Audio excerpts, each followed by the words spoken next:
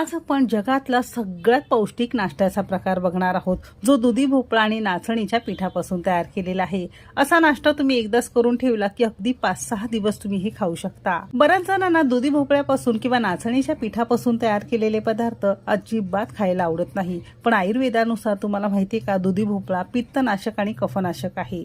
म्हणजे तुम्हाला जर वारंवार पित्ताचा त्रास किंवा सर्दी पडशाचा त्रास होत असेल तर तुम्ही दुधी भोपळ्याचे पदार्थ खाल्ले पाहिजे।